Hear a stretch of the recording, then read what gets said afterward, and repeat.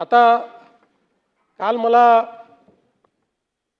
हिंदी सक्ती हवीच कशाला असा एक वृत्तपत्रीय लेखाचा संग्रह हा प्राप्त झालेला आहे।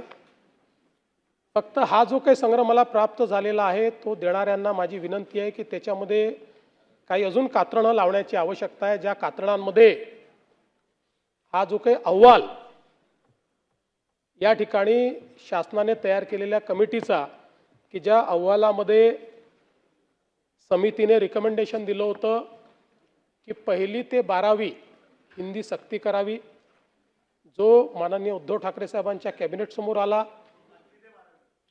1ली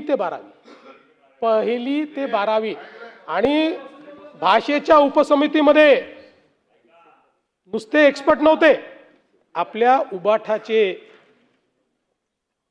एक प्रमुख नेते ज्याने उपनेते आहेत, शिवसेनेत तुम्हाला माहिती आहे उपनेते किती मोठं पद आहे, ते त्या भाषेच्या उपसमितीचे त्यातले एक सदस्य होते।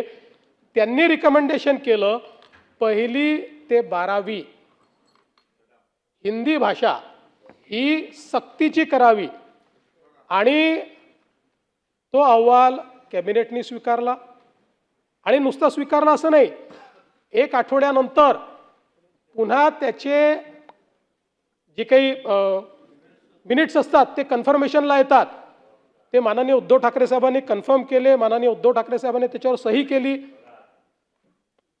त्यामुळे माझं बाकी काही म्हणणं नाही, माझं म्हणणं नाही ते ठीक आहे, एकदा कॅबिनेटने काही स्वीकारलं, GR त्याचं प्रतिफळ असतं आदित्यजी, मेन कॅबिनेट असते, पण हरकत नाही, मी मी मी मी त्याच्यावर आक्षेपच घेत नाहीये,